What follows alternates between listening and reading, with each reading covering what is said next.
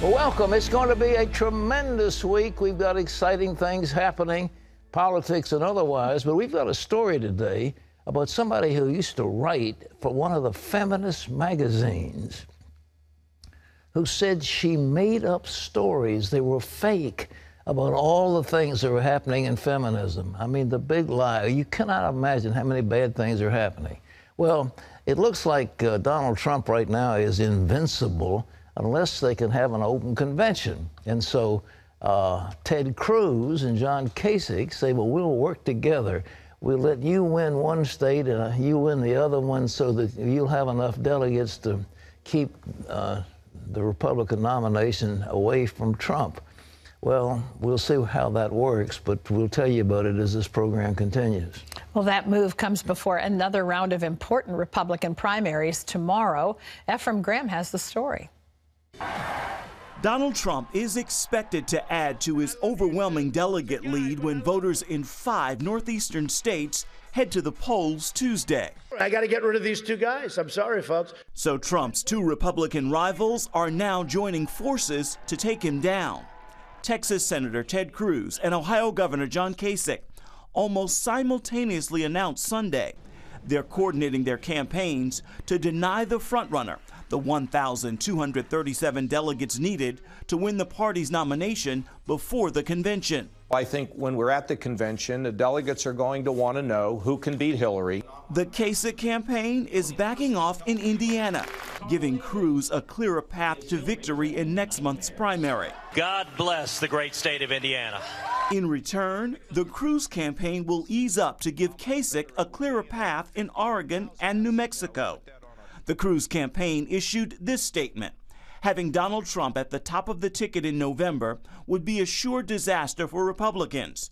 Not only would Trump get blown out by Clinton or Sanders, but having him as our nominee would set the party back a generation. And the Kasich campaign said, our goal is to have an open convention in Cleveland, where we are confident a candidate capable of uniting the party and winning in November will emerge as the nominee. Donald Trump fired back on Twitter. Wow, just announced that Lion Ted and Kasich are going to collude in order to keep me from getting the Republican nomination. Desperation. Meanwhile, in the Democrats' race, there is talk that Hillary Clinton is already quietly starting the search for a vice presidential running mate. I'm just working hard to win on Tuesday. Clinton is ahead in all 5 states voting tomorrow. What this campaign is really about. Even so, rival Bernie Sanders is still promising to stay in the race. But while Clinton is virtually assured of winning the Democratic nomination before her party's convention, things look very different on the Republican side, with Cruz and Kasich now working together to bring about a contested convention in Cleveland. Ephraim Graham, CBN News. Well, I don't think it's going to work. Trump has just amazed everybody, and he's got Paul Manafort working for him. The firm that used to be the political gurus was called Black, Manafort, and Stone. Charlie Black and Paul Manafort and Roger Stone, they were the big hitters during the Reagan time, and now Manafort is back as the delegate coordinator for Trump. So we'll see if we're having a pro on the team is going to make any difference. But the Donald looks like he's way ahead in all these states like Pennsylvania. The question, the arcane rules, you know, the delegates aren't necessarily pledged to the candidate. They have to vote on the first ballot usually, then they're free to vote who they want to. And so what these other guys are hoping for, hoping against hope that there'll be an open convention, but if Trump gets all the necessary votes on the first ballot, the game is over and he becomes the nominee of the Republican Party. So keep your eyes open. It's been an incredible ride.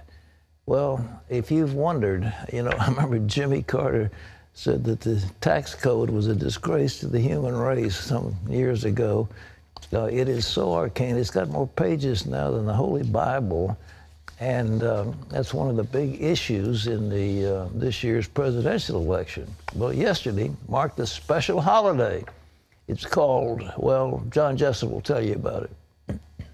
That's right, Pat. As of Sunday, Americans have worked long enough this year just to pay all the taxes they will owe. It's called Tax Freedom Day, and it marks the day every year that the Tax Foundation calculates where people have finally made enough money to pay their income taxes, state and local taxes, and more. The foundation also makes the point that Americans spend more on taxes than they do on housing, food, and clothes put together. The top presidential candidates have offered various tax plans, including Republicans with ideas for cutting some business and individual taxes, and Democrats talking about raising taxes on higher income earners.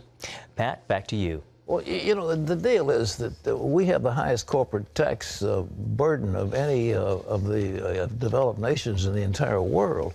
When you add the federal taxes plus the state taxes, we are way, way above everybody else. And, you know, the corporations are going to get it out of the hides of their customers. Sooner or later, they'll get the money. But these tax burdens are incredible. And so instead of calling these tax inversions tax cheats, and isn't it awful what they're doing, the thing is, let's make our climate so welcoming that people want to come here and do business and set up shop. And the truth is, in terms of well, secrecy. We've got better laws in some of the states than all these tax havens and these remote little islands around the world. You go to Nevada and you open up a corporation there and you have secrecy you wouldn't believe and no tax at all. So the question can go, you know, shopping around for locations to form corporations. But overall, our tax burden is ungodly, and the complexity of the tax code is awful. And so to have a day this late in April, almost going into May, that says this is the first day you've got freedom where you're not going to owe the government any money, that is horrible. John? Pat, President Obama has announced plans to send 250 Special Forces troops to Syria to join the fight against ISIS. It is part of an effort to help local Syrian forces reclaim territory seized by the Islamic State. So far, U.S.-backed Syrian forces have successfully pushed ISIS out of strategic cities like Ramadi and Palmyra. Last week, Defense Secretary Ash Carter announced more than 200 U.S. troops soon will be headed to Iraq as well. Well, even though colleges and universities are supposed to be incubators of ideas and debate, some Catholic universities have taken that notion to questionable levels by celebrating speakers who support policies that go against biblical teachings. And as Jennifer Wishon explains, that has some people scratching their heads. On the campuses of prestigious Catholic universities across America, school officials regularly push ideas in direct conflict with the church. For example, in an effort to promote the free exchange of ideas, Georgetown University invited Planned Parenthood President Cecile Richards to speak to students. Inviting her was seen as an endorsement of her organization's mission. That led pro-life Georgetown students to invite Abby Johnson, a former Planned Parenthood director turned pro-life advocate, to give students the option to hear the other side of the story. I think even religious universities have really succumbed to the liberal mindset out there that abortion is helping women and that we don't need to judge that choice. Most women who have abortions are between the ages of 18 and 29. I tell people that wherever vulnerable women are, so is Planned Parenthood. For Brenda Lozano, the debate is very real. The Georgetown student had a hard time listening to Johnson recount what she saw when she worked for Planned Parenthood. I am someone who's had an abortion, so it was tough to listen to, and also kind of I had to relive that experience listening to her describe what goes on behind the scenes. For her, getting support and someplace other than an abortion clinic to turn to could have made a difference. Out of desperation, I made the decision just because I felt alone. I thought I was alone. So I made the decision and I regretted it as soon as I got finished, I guess, as soon as it was over. In an article, Kristen Hawkins, president of Students for Life of America, suggests a private Catholic education should be different. Are there not enough well-known pro-life leaders or academics that can speak to Catholic students in a way that encourages their faith and helps them to speak intelligently and compassionately about abortion and truly helping women in crisis, she asks?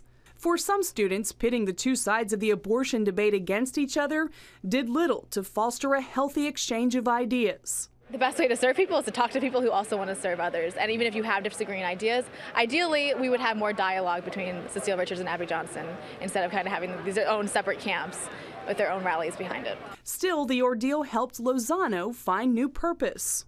It definitely makes me want to be a little bit more proactive at praying for those that are considering an abortion. Jennifer Wishon, CBN News, Washington. The country of Ecuador has declared 8 days of national mourning as the death toll from this month's earthquake continues to rise. More than 100 are still missing, and the country is being hit with aftershocks.